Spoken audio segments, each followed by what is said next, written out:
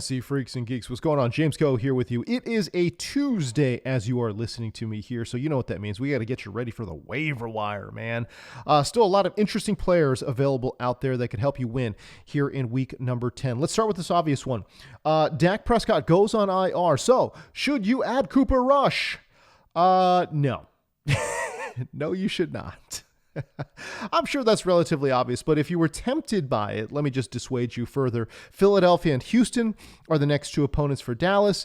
Again, in Dallas's passing game with a banged up CeeDee Lamb, that's an easy pass for me. Philadelphia and Houston, one of the tougher pass defenses in the NFL. I might consider Cooper Rush in week number 12 when Dallas has a favorable matchup against Washington. Well, and they got the Giants after that as well. So maybe as a streaming option. Let's see how these next two games go, but I don't think these next two games are going to go very well here for Cooper Rush.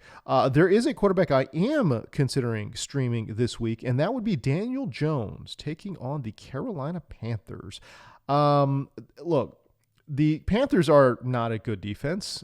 I know they're running off of some good vibes right now, but they have given up a 20-point fantasy performance or more, 20 or more fantasy points in 3 of their last 5 games to opposing quarterbacks there. So Daniel Jones is in a really, really good spot.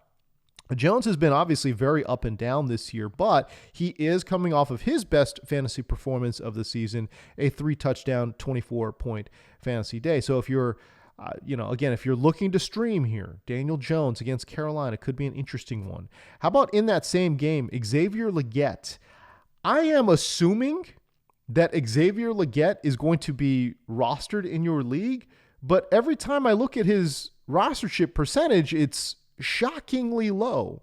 Right now, he's only rostered on 30% of Yahoo leagues. And again, I'm recording this on a Monday night, so obviously, waivers haven't run. I'm sure that number will move up, but if he's available in your league, and apparently he's available in more than 70% of Yahoo leagues, I have to imagine that he will be mostly gone in a lot of competitive leagues. But again, if he's around, go pick him up. On the off chance that he is available, you're going to go pick him up because he is the lead dog in Carolina with Deontay traded away.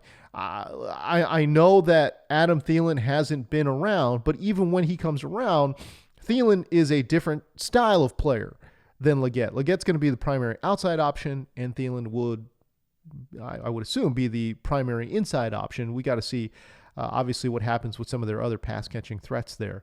And let me say this. Xavier Legette is a serious red zone threat because of his play strength and because of his strong hands, right? He has scored a touchdown in 4 of his last 6 games.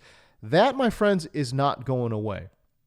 Now, you could make the counter argument that Carolina doesn't score a lot of points, and I get that, but when they're in the red zone, they're going to be looking at Xavier Legette as one of their primary pass catchers there. So this is a young, developing player in Xavier Legette. So there's a lot to like here. The fact that he's already getting red zone looks is great. He's developing as a route runner as well. You love to see that. Plus, the upcoming matchups are really, really nice. This week, he's taken on the Giants. New York has given up at least 12 PPR points to starting outside receivers in 4 straight games. Let me see that again. The Giants have given up at least 12 PPR points to starting outside wide receivers in 4 straight ball games. Next up, Xavier Legette. Let's see what's going on there. I want to stay with this same team and talk about Ja'Tavion Sanders. Okay, coming off of his best game, this young tight end, and he is extremely young. I believe he's 21 years old. I mean, the dude was just able to start buying beer for the first time. I mean, let's be real here, okay? He's coming off his best game, though. 5 targets, 4 grabs, 87 yards, 12.7 PPR points. 1% rostered when I check him on a Monday night. And listen, there's not going to be a big waiver wire push to go get Ja'Tavion Sanders. 12.7 is nice at the tight end position, but it's not gangbusters. It's not Mike Gesicki. You know what I mean? That being said, I'm very intrigued by Ja'Tavion Sanders because he can clearly play. Clearly. The key, though, is whether or not Tommy Tremble is going to play, and I'll address this in a bit as well. But let me say this. In the 3 games without Tommy Tremble, Jatavion Sanders has averaged 6 targets, 5 receptions, and 65.7 yards per game. Just not even including touchdowns now, right? We're talking about a guy that's breaking 11 fantasy points on average without Tommy Tremble on the field. Now, you have to ask yourself, at this point in the season, do the Carolina Panthers, they traded away Deontay Johnson. There's rumors that they're going to try to trade away Adam Thielen as well. Do they go into discovery mode here? Do they try to figure out who is going to be on this roster in the future? Tommy Tremble is a nice player. Tommy Tremble, I don't believe, is the future at that position, though. He does play a role in the run game. There's no question. And this is a team that wants to run the ball. So when Tommy Tremble is in there, I'm assuming he will be in there for run plays. But Jatavion Sanders, will they try to figure out a role to get Jatavion Sanders more involved? And shoot, did they move on from Tommy Tremble just entirely and just play the young guys and just see what's going on in Carolina? Of that, I would not be surprised. So Jatavion Sanders, if you're looking for a tight end, this is probably the guy with probably the highest upside, if we're being honest here. That being said, I have quite a few actually tight end takes this week, which is pretty rare considering the position. But Taysom Hill should absolutely be rostered. I mean, in like 80% of leagues, Taysom Hill needs to be rostered. He's taken on the Atlanta Falcons this week. We'll get to the matchup in just a bit here. But look, there's no receiving options in New Orleans, right? And quite frankly, they're down a bunch of backup running backs as well. So when you take a look at that situation, this is why Taysom Hill, to me, was a locked and loaded top 12 fantasy tight end last week, and he obviously came through.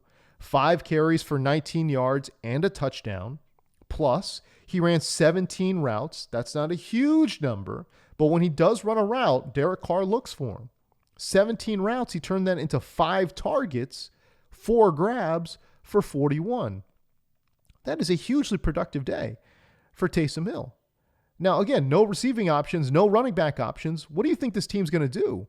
I think they're going to lean heavily on staple players like Alvin Kamara and Taysom Hill. He also threw a pass. I'm just saying. He also threw a pass, all right? He played a season-high 34 snaps. I think we could see that number go up in the coming weeks. Now, let's talk about the matchup here. Atlanta Falcons. They have, again, their bottom half in the NFL when it comes to allowing fantasy points to the tight end spot. In week 8, they gave up 29 fantasy points. In week 7, they gave up 10.5 fantasy points to Noah Fant, right? So this is a team that can be stung by the tight end position. I like the matchup overall for Taysom Hill. I love the situation overall for Taysom Hill. They get rid of Dennis Allen. I can't help but think that's going to be nothing but a net positive for the New Orleans Saints as well. I think the vibes will be a lot better. I think this team had just basically, the whole Dennis Allen experience had gotten stale, gotten old. They got rid of Dennis Allen, and I think the vibes will be a whole hell of a lot better. You know what? That being said, can I also just say them firing Dennis Allen at this point seemed a little cruel. And I'm not a Dennis Allen apologist at all. If anyone follows me to any degree, I am not going to cape up for Dennis Allen. I'm just saying the timing of it kind of sucks for him, right? Like, you know, you've got your starting quarterback miss multiple games. You've got you're down multiple running backs. You're down your entire wide receiving core, right? You're down multiple defensive players. You're down your star cornerback, and Marshawn Lattimore has not played in weeks. That's a lot of injuries, man. That's a lot of injuries.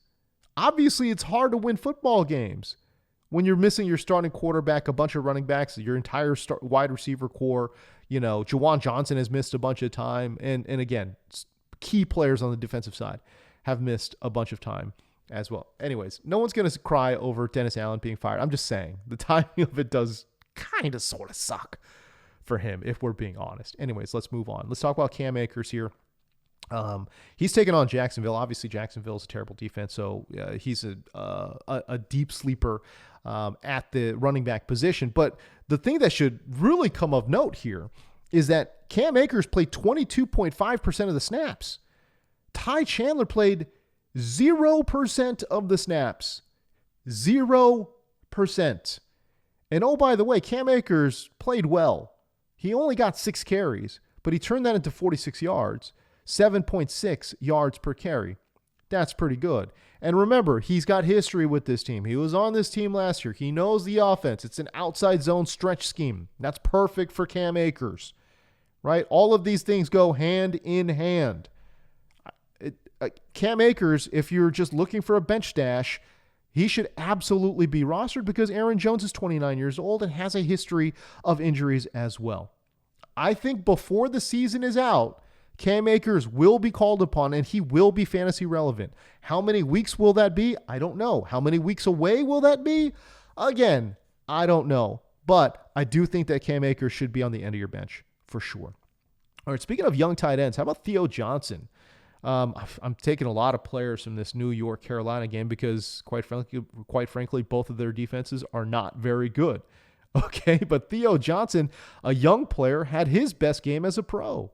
6 targets, 3 grabs, 51 yards, and a touchdown. 14.1 PPR points. Solid as hell.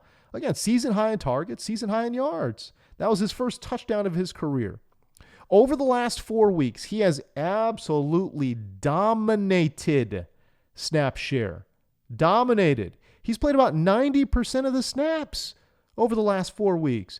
If I sound like I'm gushing about this, it's because starting tight ends basically play between 70 to 80% of the snaps. Theo Johnson's out here playing 90%, bro. Listen, as a comparison, Travis Kelce has eclipsed 80% snap share just one time in his last 4 games.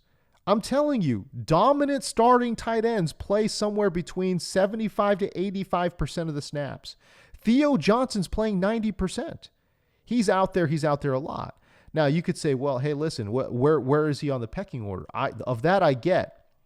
He's probably third or fourth on the pecking order, right? We're talking about Malik Neighbors, Darius Slayton, Wan'Dale Robinson, Theo Johnson. Where do you rank the running back? I don't know, but he's in there. He's in there to make plays, man. So again, I'm not going to spend a bunch of money. I'm not going to spend my number one waiver wire priority to go get Theo Johnson, but he's an interesting play. He's an interesting ad. All right, we're going to finally close this out here, the waiver wire portion. In regards to Mike Gesicki, where are we at with Mike Gesicki? Are we chasing this monster performance?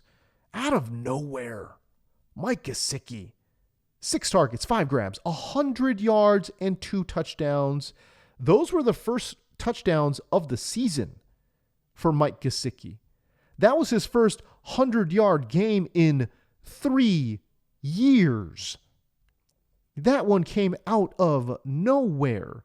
Now, it should be noted, we talk about on-off stats, right? So Gesicki in the 4 games without T. Higgins, 27 targets, pretty good. 22 receptions, great efficiency. We like it. We love it, as a matter of fact. 282 yards in those 4 games as well. That's really good.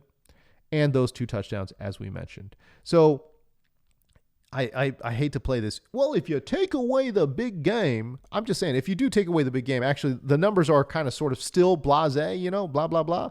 But it's all dependent on whether or not T. Higgins plays.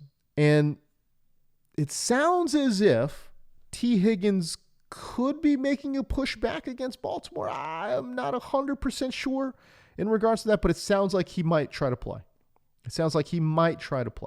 I don't know. We're going to find out. But again, are we chasing the points when it comes to Mike Gesicki? This one might come back to bite me, but I'm going to say no.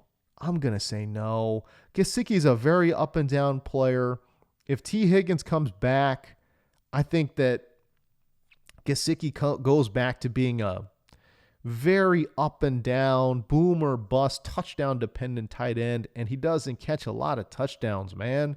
Again, the first touchdowns of the season we're going into week number 10, for God's sakes. So yeah, I just don't think the ceiling is actually that high, despite him just having the absolute whale of a game here, week number 9. I don't think he ever gets anywhere close to that ceiling for the rest of the season. Let me just put it to you that way. All right, some random notes that we're also chasing around here. CMC did return to practice. That's good to see. We'll see if he plays this week. It will be certainly interesting. I think if he does play, I'm going to be a little bit cautious. Golly. Shoot, man. You know what? Talk to me Friday. Talk to me Friday. I don't know where I'm at right now. I don't know where my head and my heart is at with CMC returning to practice, bro. Chris Olave, obviously scary concussion. I got to imagine he's going to miss multiple weeks. So the question really becomes, are any of the other pass catchers worth adding? Bub Means is also on IR. Rashid Shaheed is out for the season. I'm going to say no. Do we want to add Mason Tipton? Mason, just the Tipton? No. I got burned on that call. It was a deep sleeper call last week. But again, I think the offense is in a little bit of a state of flux. I think they'll use their tight ends a lot more. Foster Moreau, Jawan Johnson. These boys are going to get a little bit more work. All right.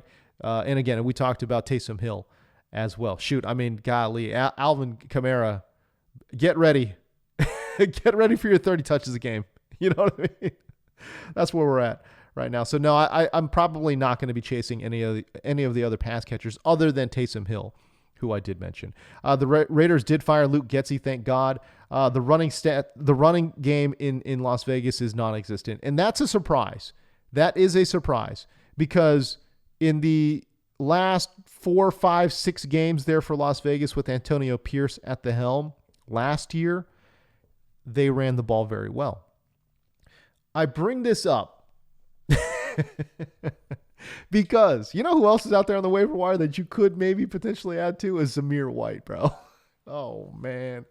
I feel like an idiot. I'm out here, caping up for Zamir White this offseason. I'm like, yo, he's ranked too low. Zamir White could be a steal in the draft. Oh, man. That's rough. Anyways, I just bring this up because Zamir White is widely available. He finally got a touchdown, thank God. The vulture ends up vulturing the vulture, if you will. But Zamir White, I just wonder if he's at least worth a spec ad. And I'm going to say he is. If you've got room on your bench and you're in a 12-team or deeper league, Zamir White is worth a spec ad. I think Luke Getsy can't figure it out in the run game. Let's see if the next man up here for the Raiders gets back to more basic football and some of the run scheme and the run concepts that worked for Zamir White work again on the back half of 2024. I'm just saying, I know no one is thinking about Zamir White, but you come to the Sleeper King for some off-kilter fantasy analysis, some against-the-grain stuff. I'm not part of the mainstream fantasy brigade over here, right? Could Zamir White make a comeback? I'm going to say yes, he could. I'm not saying yes, he will, but yes, he could. And yes, I think he's worth a stash on your bench. All right, there you go. That's it, man. We'll get back to you guys tomorrow here where we start talking about more sleepers and obviously any breaking news. We're going to be breaking that down as well. The trade deadline, man. The trade deadline could be a lot of fun. We're going to see what happens in the next couple of days. All right, till then, we'll see you. But remember, it's never too late to chase your dreams. Peace.